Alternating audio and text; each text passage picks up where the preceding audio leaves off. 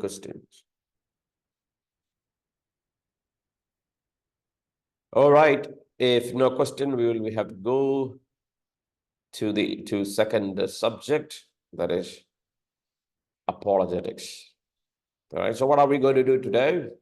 We are going to look at demonstration of transcendental argumentation.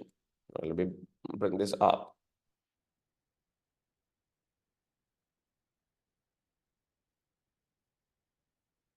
Demonstration of transcendental argumentation against, first of all, we are going to look at a scientific attack, right? This is against the scientific attack, or especially evolution. All right. What or how are we going to use apologetics against people? So the first thing that we should be doing is known as internal critique. This is something that we talked about, right? We talked about this one in our few classes before.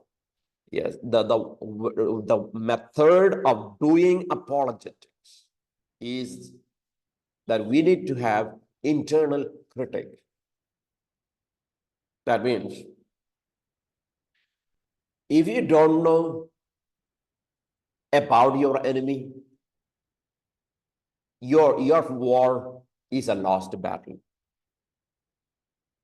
If you failed, or if you don't know your enemy, if you're not able to talk about your enemy, then your war is failed, right? It's a lost battle.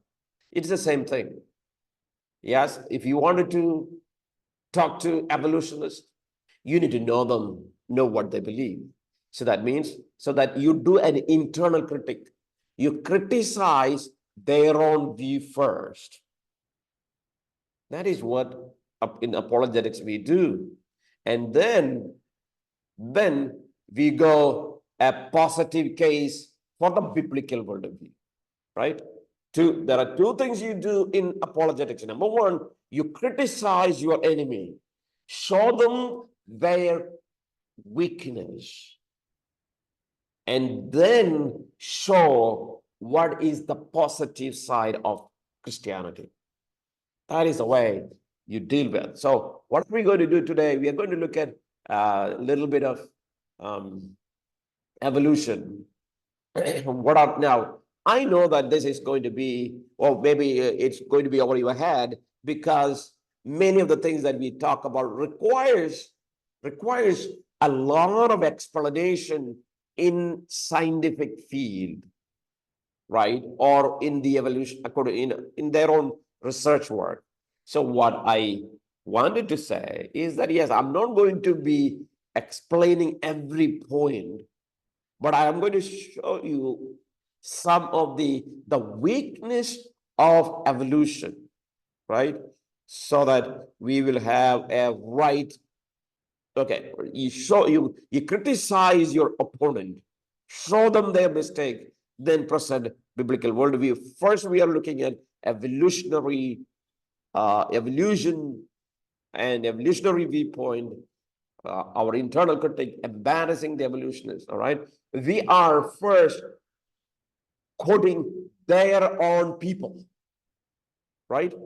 So confront the evolutionists with the claims of non-theistic science, right? Those scientists who do not believe in God, look at what they say about their own so-called science, evolution, right?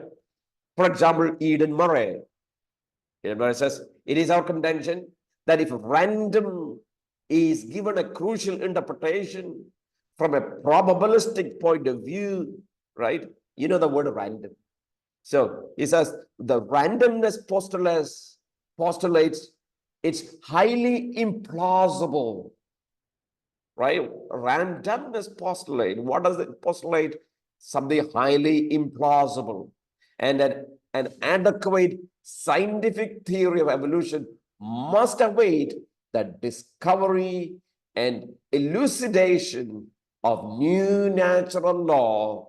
And therefore, he says, if evolution has to be true, there should be more natural laws. That means there should be not only physical, but there should be some physical, chemical, and biological. Basically, that statement is against evolutionary standard. That, this is everything happens by the natural law.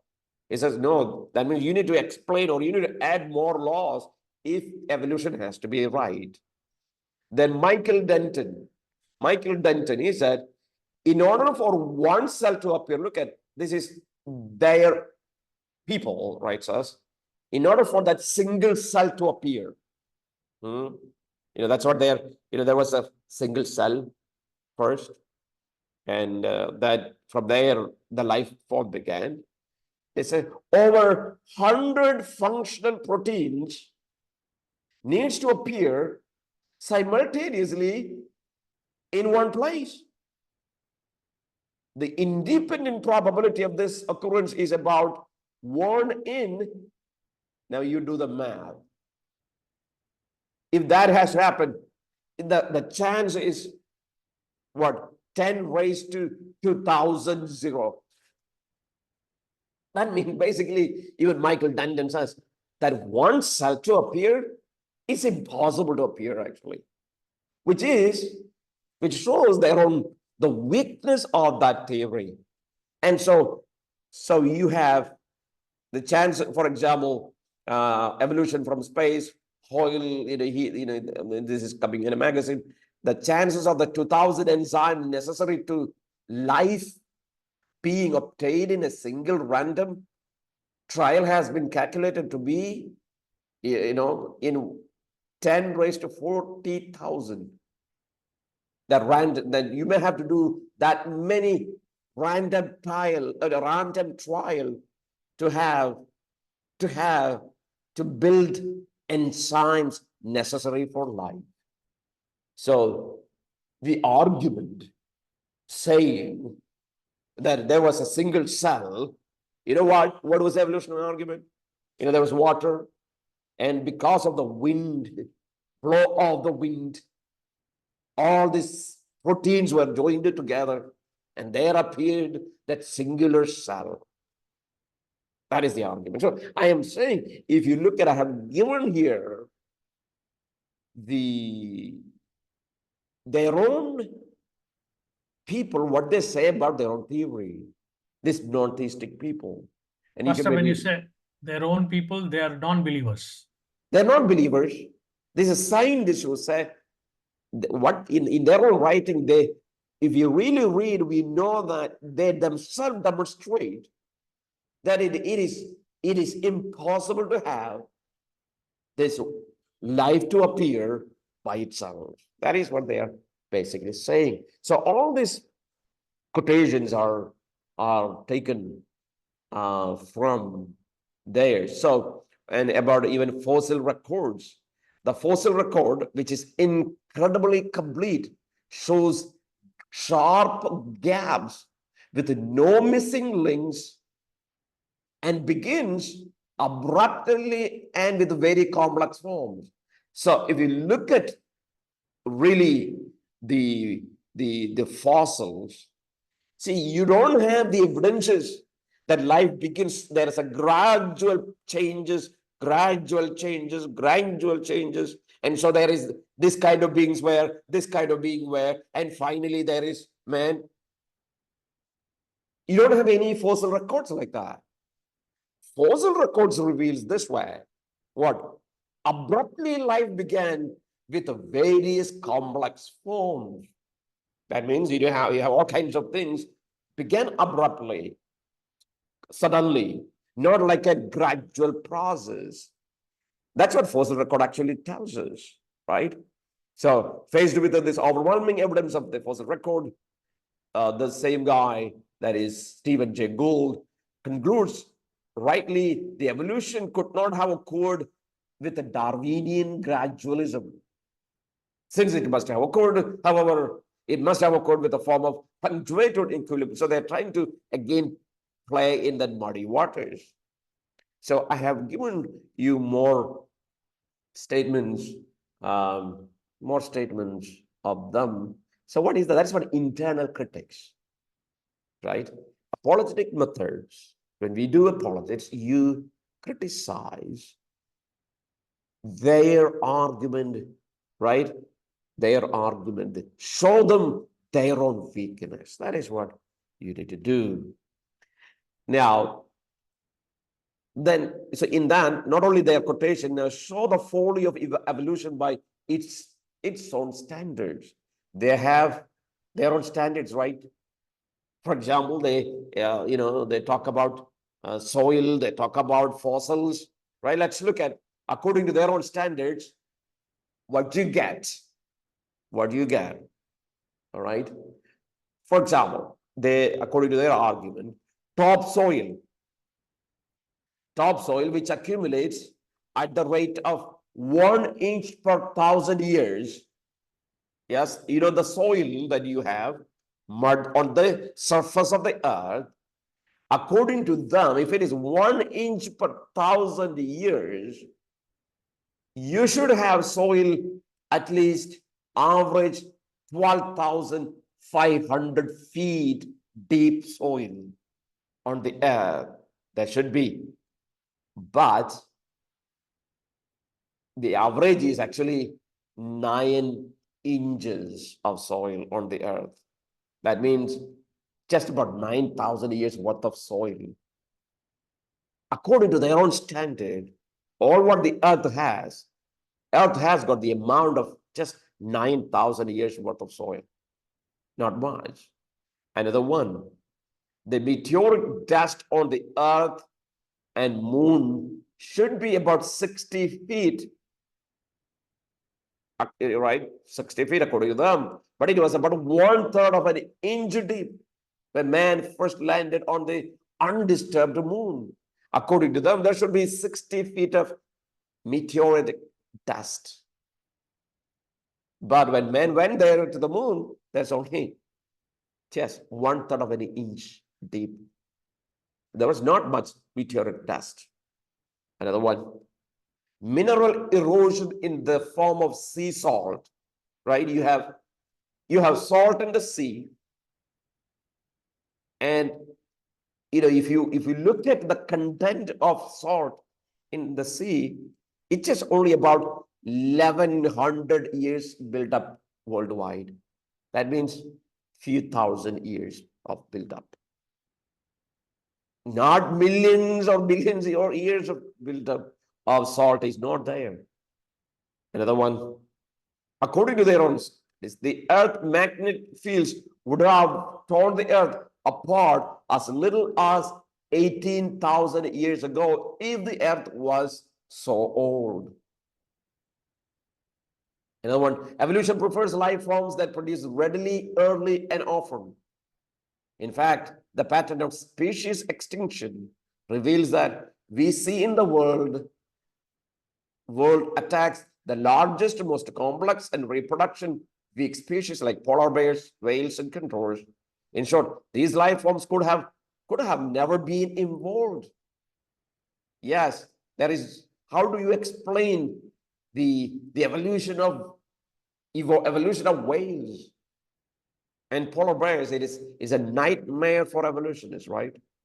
Now, our response to natural selection in these cases should be acquiescence, now resistance. So what I'm trying to say here is that evolution prefers life forms that reproduce readily, early, and often. But if you look into what is out there, it doesn't account for any kind of evolution. Another one about the organs.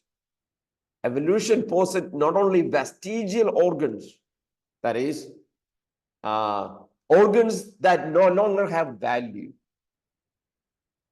right? But also development of organs that have no value until they are fully developed. So this is what their argument. Now, for example, reproductive organs. especially male and female, that incidentally are much less effective than forms from which they allegedly developed. Now, you ask an evolutionist, how do you account for the evolution of male and female? How do you account? And there's no way of explaining how come these genders, how come evolution, they are not able to explain unless, there is someone deliberately made these changes. Development of reptilian skin, folds into wings and scales into feathers. Friends, these are all unable to explain by evolutionists. Yeah, how skin becomes wings, huh? How scale becomes feathers. That is what they say here. And so sheer impossibility of reptilian two-way lungs developing into avian one-way lungs. Two-way lungs evolve into one-way lungs. So what I'm trying to say here is, yes, show them their weakness, right? Weakness. So that is the way we do apologetics. So if you look at, yes, they have lot of failures, and they have a lot of weaknesses, But what is that? The majority, it is not because people see that evolution is the right way of doing science. That was not the reason people accepted evolution. It is because they hated Bible so much that they are willing to accept anything that is against the scripture. That is what the people who accepted evolution actually was doing. Now, here is one thing. The theory of evolution has its source not in science, but in philosophy. Yes, evolution is not a science, but a philosophy, and it is a religion, actually. Right? Like Anaximander, Empedocles, and Hegel, etc. So Darwin was simply one of the first to use this philosophy to have a complex scientific argument to give some kind of credibility to their argument. Evolution was a philosophy, but Darwin brought some scientific arguments for some kind of respect. But what happened? Darwin's theory was discredited within 18 months. Within 18 months, people discredited. He said, no, Darwin is wrong. But what happened? It was a theory that culture wanted. And no less than Aldous Huxley noted, evolution is desired, motivated speculation. It is a speculation that provided a way around the odious barrier of Moses. The pattern of evolutionary theory has perpetually been one of elasticity. Extend the discussion temporarily. That's what they do. They want to, whatever the debate was there, now they want to extend the debate. It's not that they have the right conclusion. They wanted to prolong the debate. That is what they were looking for in the evolutionary hypothesis. Temporally and microscopically or telescopically, so as to keep the argument just beyond the scope of science. Right? And so that is truly guards of the gaps theory. So what they were trying to do, they were trying to extend the debate. So as an apologist, apologetical methods, especially transcendental apologetic methods, what we do, we show the weakness of others' system. Show the weakness of others' system. In summary, evolution claims that nothing for no scientific reason became something. That is this disorderly something, for no scientific reason, became orderly. That is what they claim. Everything was chaos. But for no scientific reason, everything now has got a law, order, and they call it natural law, without anyone behind it. This is what they were saying. That is, this orderly but inorganic something, for no scientific reason, became living. Yeah? Inorganic cheese, a thing that was inorganic, not for no scientific reason, became a living organism. That this homogeneous living something, for no scientific reason, began to diversify. That certain of these unintelligent living variations, for no scientific reason, became intelligent and even articulate. That these intelligent and articulate but amoral life forms, for no scientific reason, developed morality and developed spirituality. A development that we are now seeking very hard to eliminate as an aberration. That is what they say, because it doesn't fit. Morality will never fit into an evolutionary hypothesis. How can the thing that was evolved into being intelligent and able to articulate, and this intelligent now talked about morality, supposed to be amoral, supposed to be like behaving like animal, but now behave like two-footed. So that's its aberration. In short, things develop non-uniformitarianistically from their opposites at every turn. A process that requires an extraordinary faith and commitment. That means if someone has to genuinely accept these evolutionary hypotheses, they should have extraordinary faith commitment. But this faith commitment, according to evolutionary standards, does not, and indeed cannot have warranty at any level. That means it is not absolute. All the theory that is brought forward can be changed at any time. That means you have faith in evolutionary view, but don't expect us to be always same. It can be changed. The evolutionist cannot live with the implication of his own worldview. Stress the virtue of murder and absurdity of Almoller's Wheat Lady. That is, that the idea is that the virtue. Now, what happens when their murder takes place? Let Darwinian evolutionary guy explain his response to a murder, killing a human. Now the same socialist Marxist groups now are trying to identify with Islam in some way, or especially with some of the Palestinian groups, right? That's what happened. Now you go to all the places, all these college campuses.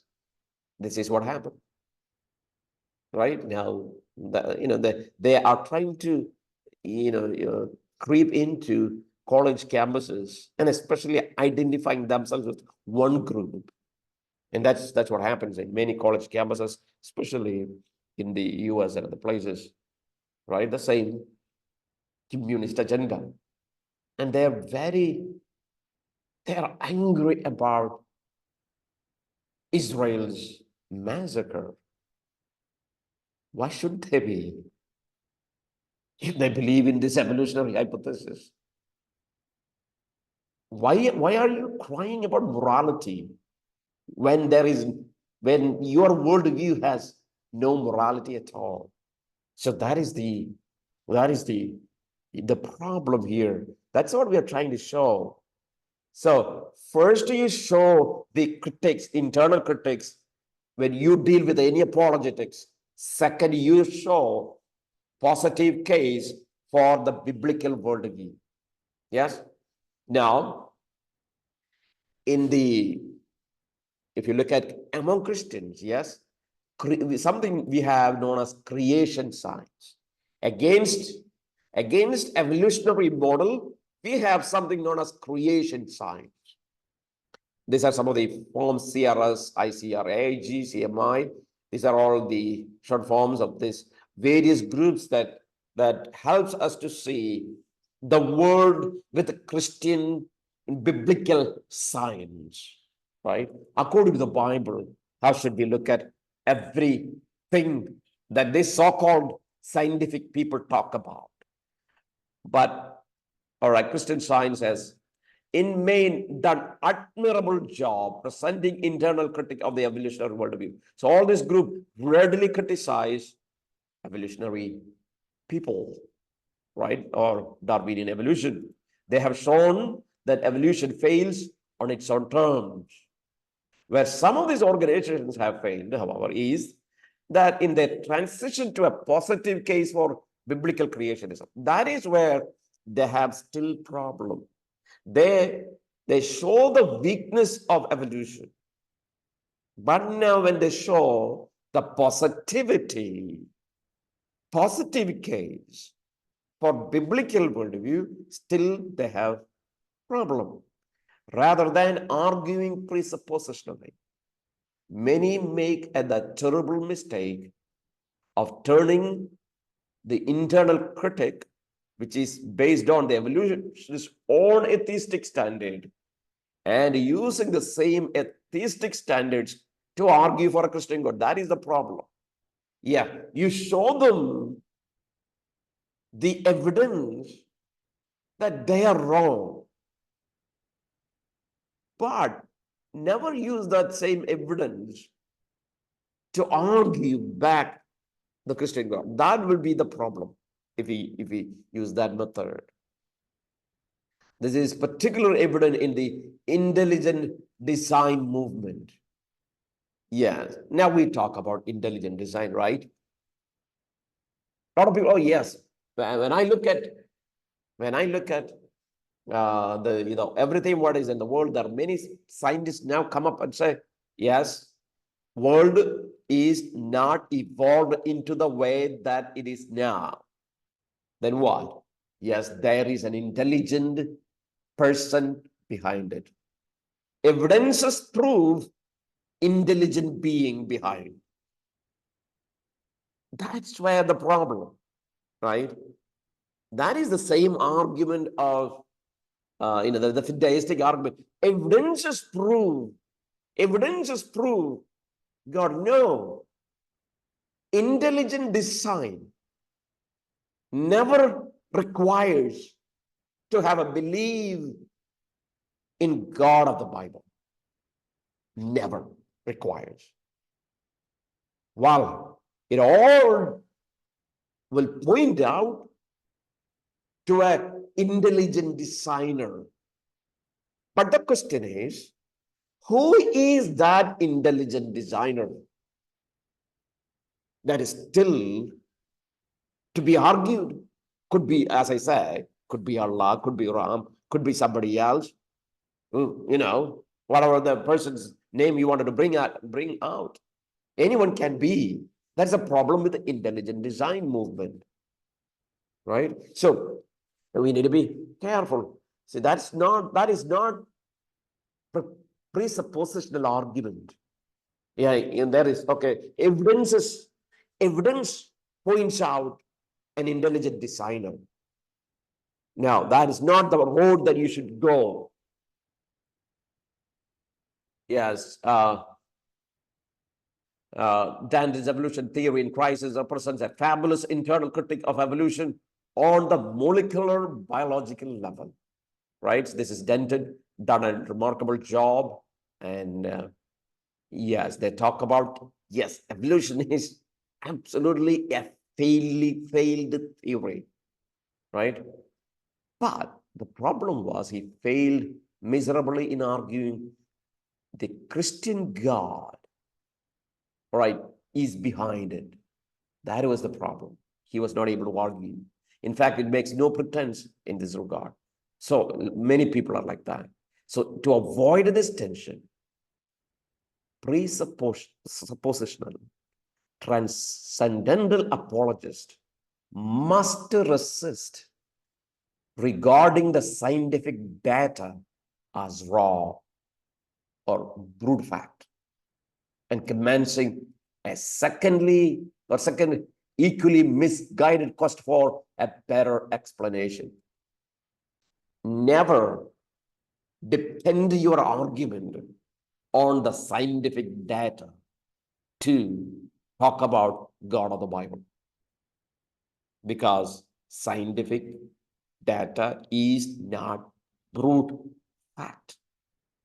Instead, what he should be, your reference point should not be the evidences that scientists are talking or bringing out. That should not be the place. You are not to be there to say, okay, that is a neutral place, right? Instead, he must invite the unbeliever into a Christian worldview so as to start with the Creator God as revealed in the 66 books of the Protestant canon, and show that this understanding alone, now listen carefully, accounts for intelligibility of the created realm. Intelligibility, in order to make sense of what everything there is, you need to come to the Bible, right? Invite them to the Bible. They're answering not only the scientific questions, but also the otherwise unintelligible concepts of morality, sin, redemption, and atonement, etc., that beg in vain for explanation in all other models. So what do? You prove that the other system is wrong by using their own evidences and statements and explanations, right? Show them where they are weak. And the second duty is, don't stand there and argue that, okay, therefore their proof or their data indicates a Christian God. No, it doesn't work that way. It will never, because no data will ever lead a person to Christian God of the Bible. Will never. It all will lead into probability and possibility, but not certainty. So what is this transcendental apologist should be doing? He should be inviting, your view is wrong. Now look at, here is biblical view. Does it answer everything that is there in this world? Morality, does it answer? Yes. Sin, yes. Redemption, yes. Atonement, yes. And all the scientific questions, you talk about everything there is. There is one system of truth that can accommodate, give meaning, give sense for everything there is. That is what now we have to say against an atheist. That's what the apologetic is. Show them their weakness, their mistake, and their falsehood, and now invite them to the Bible.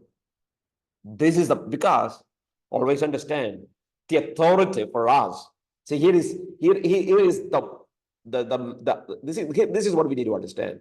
For authority for us is the Bible, not any other things. No scientific data, not any discoveries that are coming up, all right, or interpretation of those discoveries.